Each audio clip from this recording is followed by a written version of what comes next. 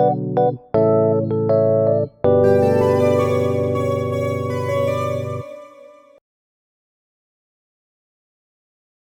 Sereda is Xander's favorite artist, and so he goes to see him play live, and after the show, he stands out back with a whole box of CDs that he brought and just hands them out to people as they're exiting the back of the venue.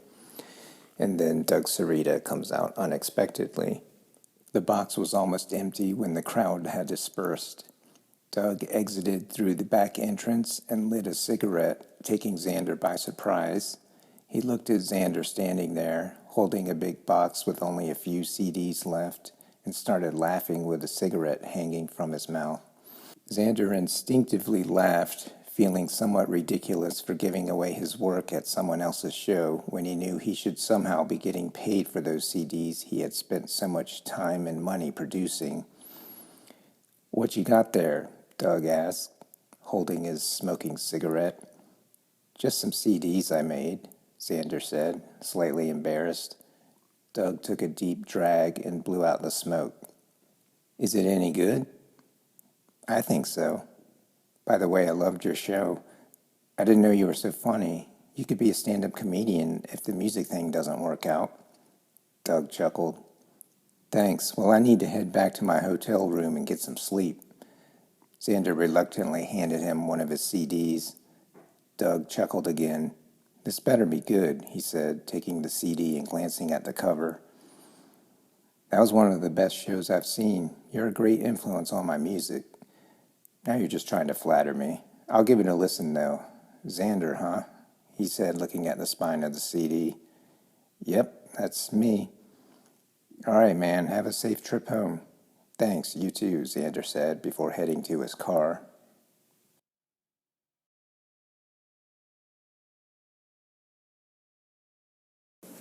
This chapter of The Big Time does show a bright spot in Zander's life. He is basically kind of lucky that he was able to meet Doug Sereda. And when he's standing in the back handing out the CDs, for example, he knows deep down that he really should not have to be standing back there handing out his work for free, that he has put his time and money into having those CDs manufactured.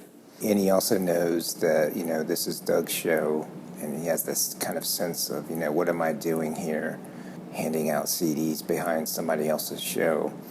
But then Doug comes out, of course, and he doesn't just hand him a CD, but Doug kind of shows an interest, and then Zander kind of reluctantly hands over one of his CDs. And so what happens next is Doug ends up playing a show in Folksport, but his opening act cancels. So because he has listened to Zander's CD, he's able to confirm that he'd be a good opening act, and Zander gets this great opportunity that he otherwise never would have gotten, to open for Doug in front of a large audience. And so that night when he opens, it's really a highlight of Zander's life to be able to play and have success playing in front of a live audience.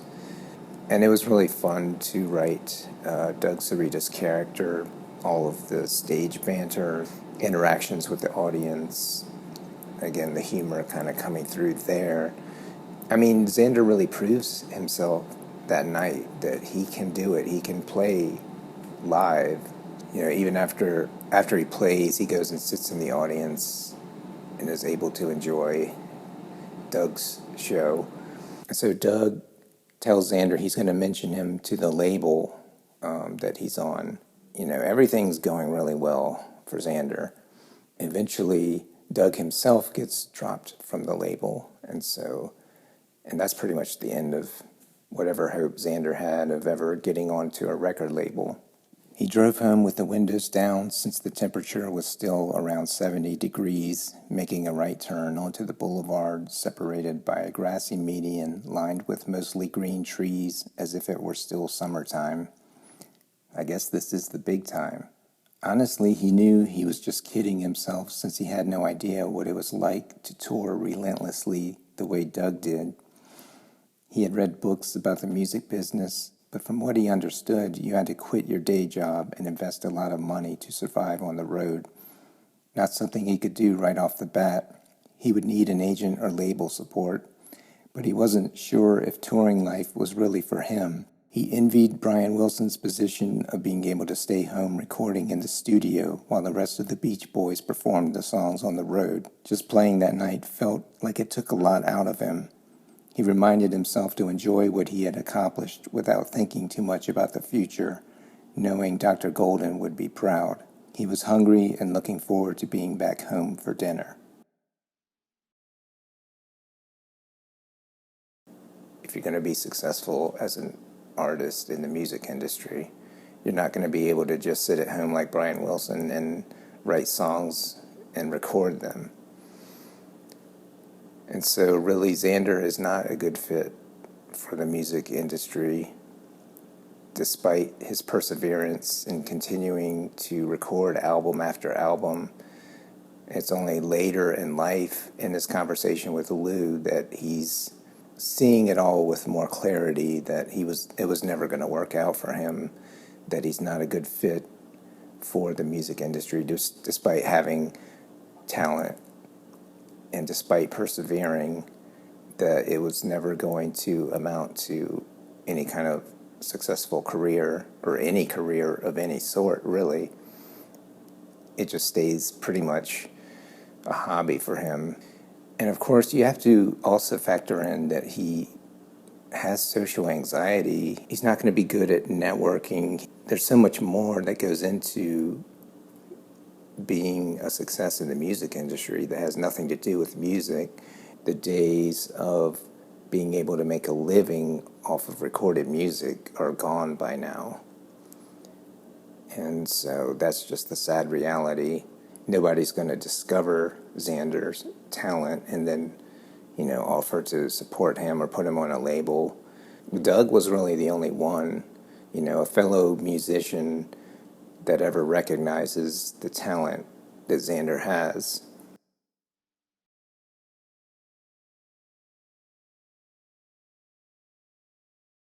It seems you've too eagerly hopped on the latest generation's bandwagon who don't give a damn about paying for music anymore or supporting the musicians who can no longer make a living. They're all entitled to free music now. Remember when we used to have to drive to the record store and pay $15 for a CD? But now you think recorded music is worthless?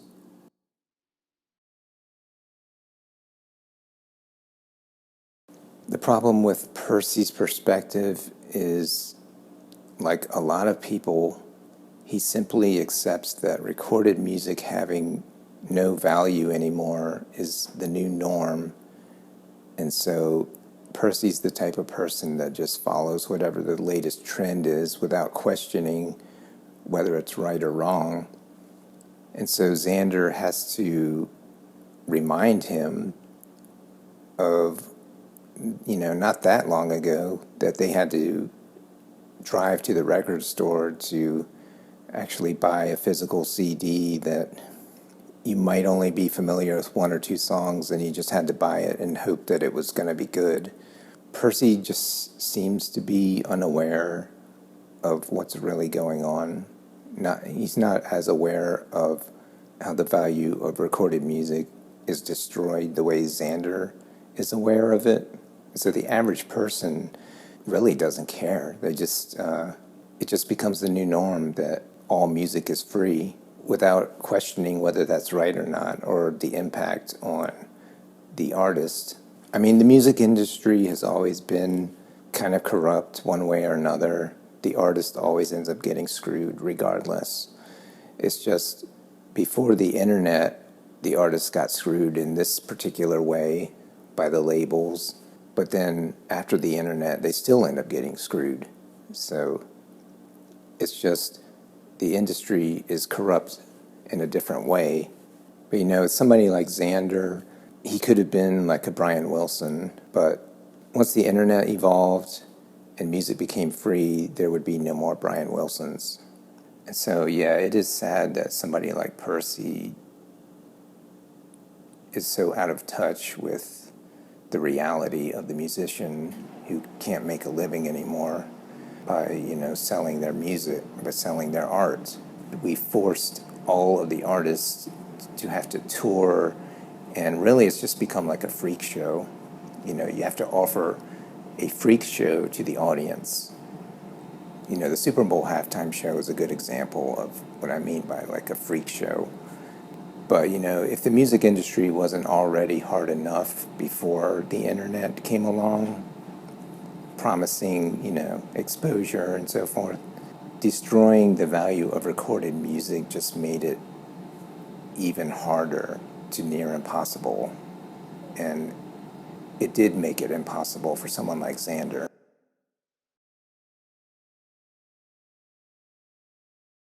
I wouldn't be surprised if home recording eventually puts people like myself out of business. The quality of digital recording is just so much better and more affordable than it used to be. Barry's expression betrayed a hint of disappointment. I would love to record in a studio, but I don't have the money. Yeah, Barry said with a sigh. Unfortunately, there's no money in records anymore, not like there used to be. Napster killed it. He flipped a coin and caught it in midair with his right hand. It's a shame, Zander said. It was inevitable, though. If it can be done, it will be done. That's the error of human nature. Barry chuckled. Yeah, like we couldn't help but make the atomic bomb, Barry said. Human nature.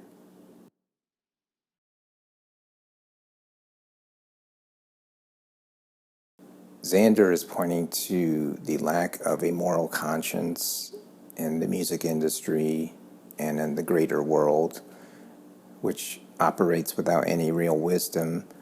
And so the development of Napster, for example, which eventually led to all music being free, it was simply done because it could be done by use of the internet and converting recorded music into digital files. That got rid of, a lot of the CDs and physical formats of music like vinyl and cassettes, which of course, those haven't completely died. But, once you make something free like that, without even questioning the impact it's going to have on somebody like Zander's life, the only promise of the internet is exposure. But when you have the development of the DAW digital workstations that artists use, making everything super easy to make music so that pretty much anybody can be an artist, all that does is just completely saturates the market with people who really have very little musical talent or songwriting skill. And so somebody like Zander is just going to get lost in the noise. So that's the consequence, that people that make decisions to invest in, all of the streaming platforms, they don't care about the artist. The promise is exposure, but that's really not worth anything when, like I said, it's oversaturated. So unfortunately, making music easier to create was completely destroyed by the invention of the internet, because otherwise you wouldn't have had that kind of exposure where everybody, like the floodgates open and everybody's a musician now. Now, of course, it's even worse with AI, which is the other wider development. It does actually impact Zander at the end of the novel as well with his day job. AI is just another example of, if it can be done, it will be done. And that means there's no real wisdom behind it. It's just, because we can do it, we will do it, regardless of the consequences. I just see very little restraint when it comes to the development of AI, as far as how it's going to impact people's lives and how it's going to impact people's careers. Do the people developing it really care that they're going to put so many people out of work? it's not just like a few people. We're talking about on a mass scale, and it's already happening, of course. So where's the moral conscience in that? Like, the government isn't going to save people from having their careers wiped out by AI. Where's the wisdom in that? In the name of progress, we're going to destroy people's lives, but everything's going to be so much better as a result. We're going to make things better for humanity with AI. And we've heard this promise over and over and over again, and people keep falling for it.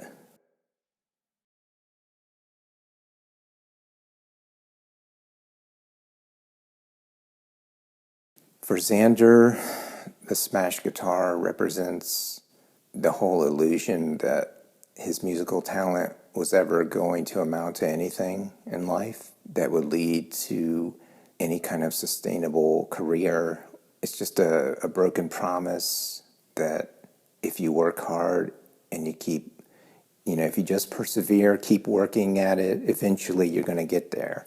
But the smash guitar is the realization that it really doesn't matter how talented you are or how hard you work. Ultimately, the smash guitar represents the American dream. It's a false promise, and the smashing of it is the realization of truth that the American dream doesn't exist. So it's a culmination for Zander of all of the anger and frustration he feels, of just constantly being rejected in life because he's not good at playing the game the way that society has the game structured. And of course, it's all a monetized game. And behind all of these failures of the system is money. Because if the money isn't flowing and it's not supporting things, then people's lives are affected where they can't have their basic needs met. So Zander is never really able to establish a foundation in life where his basic needs are met and he's able to thrive. It's only about surviving for Zander. It's not about thriving or fulfilling any kind of dream. And it's not because he doesn't work hard enough or put enough time in. So really, the truth of the American dream is the smash guitar.